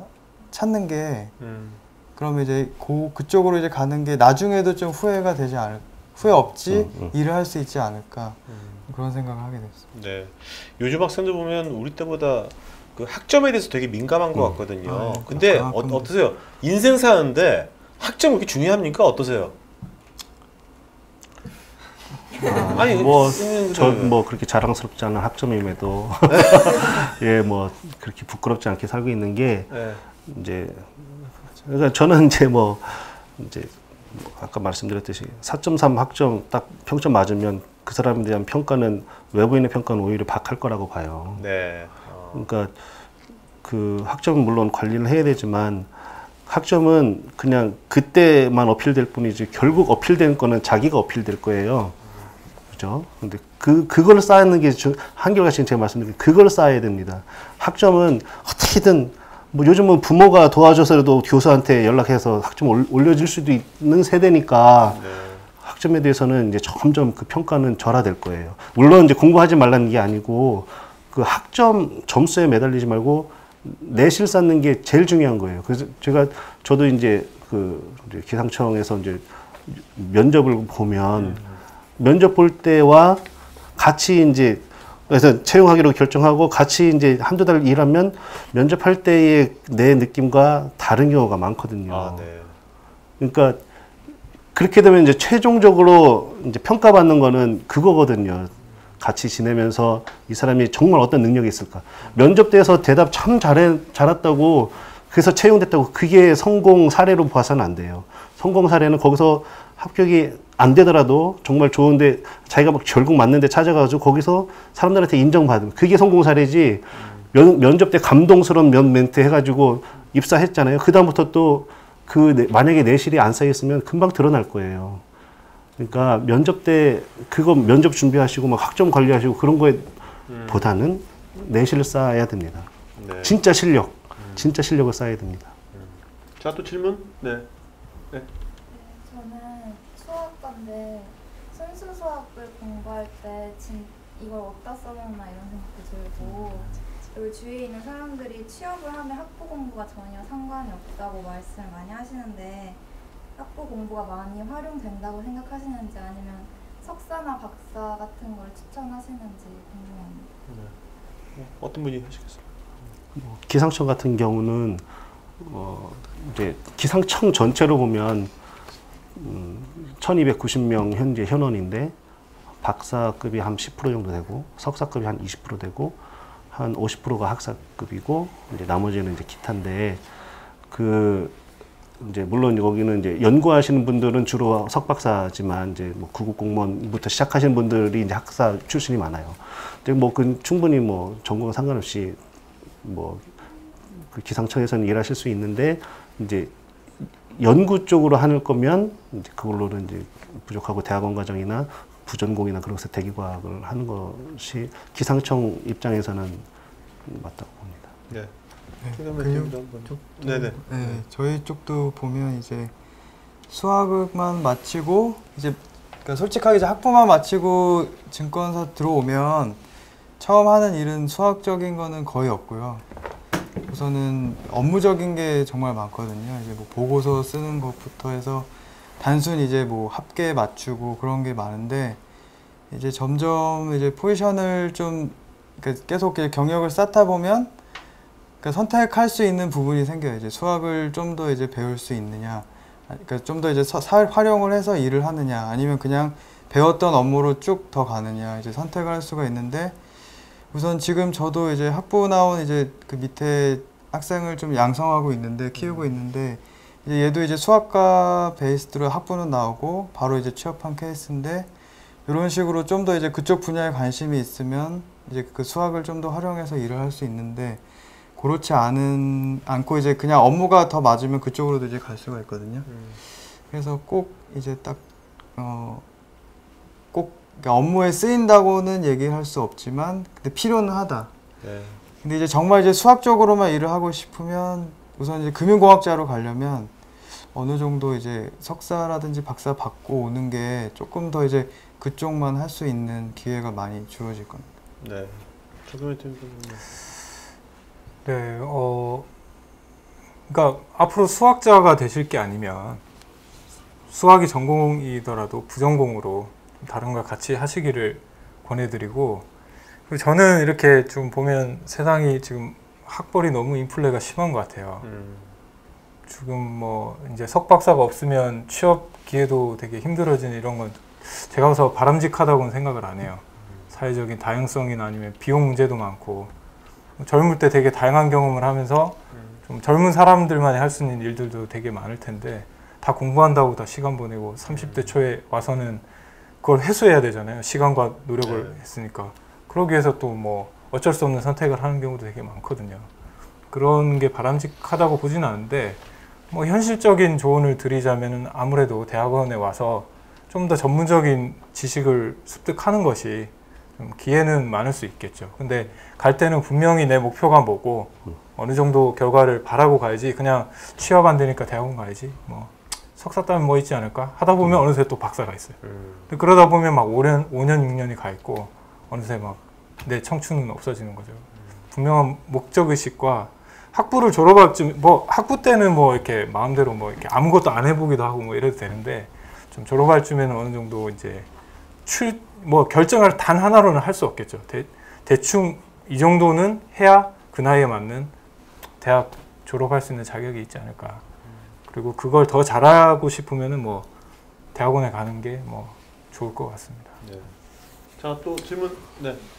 아까 내실을 쌓으라고 얘기하셨는데, 내실을 쌓기 위해서 저희가 인턴십을 무조건 학부 때 인턴십을 이수를 해야 돼요. 근데 인턴십 종류 중에서 기업 인턴십도 있고 랩 인턴십도 있는데 어떤 게 좀 더 나중에 도움이 될지 궁금합니다. 연구소? 랩이면 연구소를 말하는 네. 거예요? 대학원을 말씀하시는 거예요? 아니면은 학부 때 그 연구실에 미리 들어가서 대학원 연구실에요?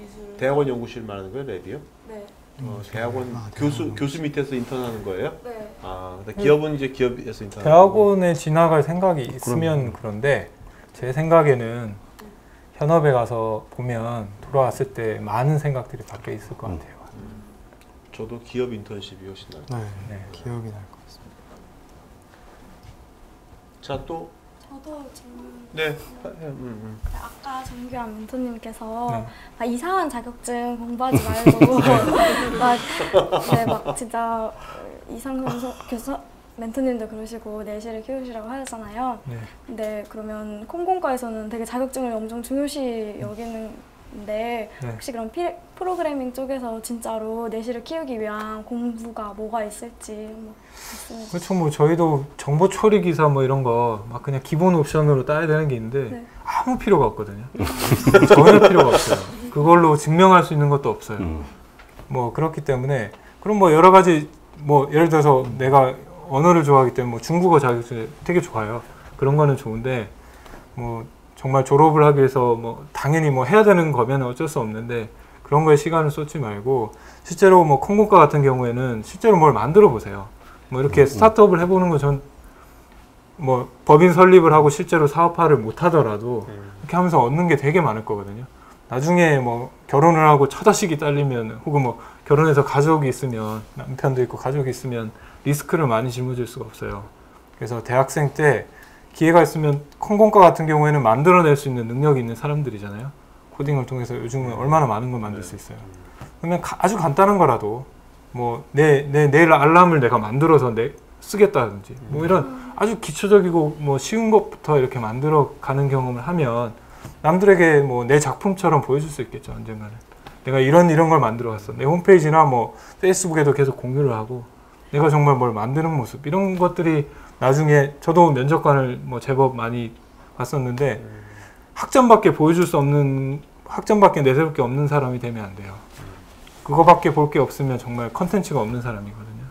실제로 자기가 뭘 해봤고 이런 걸 만들어 봤다는 게 더 그 사람을 빛나게 해준 것 같아요. 실제로 서류 할 때 네. 제가 만들었던 콘텐츠나 프로그래밍 같은 거를 네. 함께 제출하는 그런 게 있는 거예요? 좋죠. 뭐 URL만 쳐서 근데 확인을 할 수 있어야 돼요.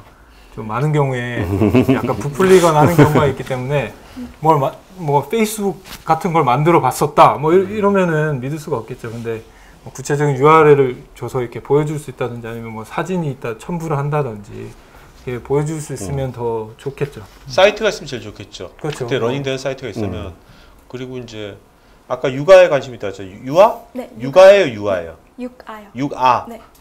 육아 좀 힘들겠다. 애를 낳아야 되는데. 어쨌든 간에 뭐 애를 안 낳더라도 뭐 이모애라든지 해가지고 그 육아에 관심이 있으면 육아 관련된 지금 육아 관련된 어떤 그런 이제 프로그램을 콘텐츠 있어요. 콘텐츠 그런 걸 만들어 가지고 관심 있는 도메인이니까 그걸 기술 이용해서 그런 걸 만들어 보면 되게 좋을 것 같은데요, 그런 거를.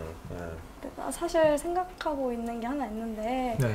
실제적으로 아이들은 이렇게 깔끔한 그냥 옷을 입고 그 아이들의 연극을 하게 되면 그 아이들의 모습을 인식해서 그 위에 진짜 공주님, 왕자님 옷 아니면 이렇게 말이나 이런 거를 입혀서 실제로 사람들이 볼 때는 정말 막 공주님 옷을 입고 왕자님 옷을 입은 듯한 연극을 볼 수 있게끔 할 수 있는 그런 거를 하고 싶은데 가능합니다. 실제적으로 아직 2학년이라 배우고 있는 네. 게 많이 없어가지고 지금 고민을 하고 있는 아주 좋은 것 같아요. 그게 이제 오그멘티드 리얼리티라고 AR이라고 하는 부르는 기술이에요. 그거는 뭐 어떤 게 있냐면 A4지 바닥에다가 색칠을 칠하고 스마트폰으로 보면 바닥에 평면에 어떤 로켓이 실제로 막 발사되고 이런 것들이 있거든요. 그런 앱들이 많아요. 그런 것처럼 AR이라고 부르는 기술이고 아주 좋은 아이디어인 것 같아요. 그런 거는 못 봤는데 부모님들이 되게 좋아할 것 같네요. 한번 해봐요. 그러니까 그거를 2학년까지 말고요. 그 학교에서 배울 필요 없거든요. 요새 MIT 아무데든 거는 배울 때는 되게 많아요. 공짜 다 공짜거든요. 그거 온라인에서 해가지고 배우면 되는 거죠. 네. 자, 또 질문 아까 있었죠. 네, 하세요. 제가 지금 수학과 4학년 재학 중인데 사실 대학에서 배우는 프로그래밍이 머틀랩, 메이플 다양하게 있는데 배우는 거는 얕게 조금씩 배워요. 실제로 뭐 강의할 때도 주셔서 저희가 조금씩 수정하는 정도인데 저희가 취업을 하려면은 그것보다 개인적으로 따로 배워야 하는 건 알고 있는데 실제로 어느 정도까지 저희가 배워야 하는지, 그리고 혹시 좀 더 중점적으로 배워야 할 프로그래밍 같은 게 있다면 어떤 게 있는지.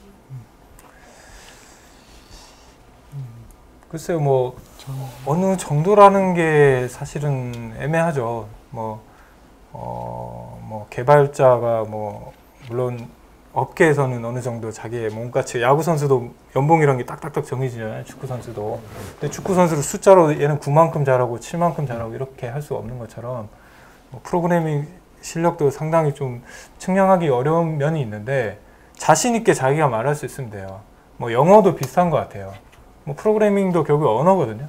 그렇기 때문에 뭐 내가 어느 정도 자연스럽게 외국인하고 말할 수 있을 정도야 라는 것과 뭐 겨우 떠듬떠듬 뭐 하이 뭐 하고 그다음 대화를 못 이어가는 거는 다른 것처럼 프로그래밍도 뭐 매트랩을 써 봤어 정도가 아니라 매트랩으로 실제로 뭐 아무 문제나 갖다 주면 나는 풀 수 있어는 다른 거잖아요.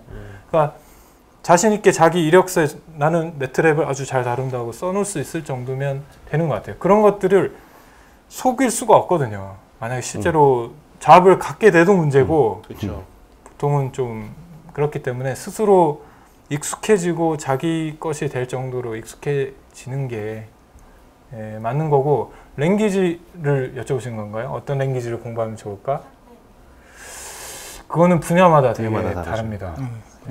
뭐 너무 폭이 넓어서 다른데 쉽게 다가갈 수 있는 게 좋다고 봐요. 근데 컴공과시기 때문에 수학과 죄송합니다. 수학과시면은 좀 쉽게 갈 수 있는 언어들이 좋을 것 같아요. 쉽게 뭘 만들어 볼 수 있고 분석해 볼 수 있고 뭐 이런 것들은 저는 추천을 해드리기를 파이썬 같은 것들을 추천해드려요. 배우기도 쉽고 빨리 뭘 만들어 볼 수 있어요. 그게 재밌으면 좀 더 빠르게 하기 위해서 뭐 C를 공부해 본다든지, 처음부터 C 공부하면 되게 하기 싫어요. 그렇죠. 뭐야 뭐 되게 헬로 월드 찍으려고 되게 많이 써야 되고. 근데 뭐 파이썬 같은 경우 그냥 프린트 헬로 월드 하면 바로 나오는데 뭐 C 같은 경우는 뭐 인클루드 뭐 스탠다드 IO 이런 거 다 인클루드, 왜 이걸 인클루드 하지 이해도 안 가고 재미가 없잖아요. 처음에 프로그래밍 하실 때는 좀 쉽게 다가갈 수 있는 언어로 해보시는 게 아마 좋을 것 같아요. 자, 또 질문? 네. 자, 질문 없으면 오늘 이제 여기까지 마치는 거 하겠고요. 자, 그러면 이제 오늘 수고해주신 두 분의 MC분들께 박수 부탁드리겠습니다. 네. 자, 오늘 멘토님들한테 박수 부탁드리겠습니다. 네.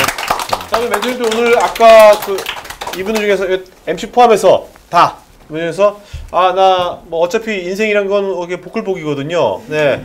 나 이 친구가 마음에 든다. 한 친구한테 양수 멘토님부터 한번 골라서 아까 밥 사준다 그랬죠? 네. 저희 가운데 남자분. 누구? 네. 왜요? 왜? 이유는? 질문이 딱. 네.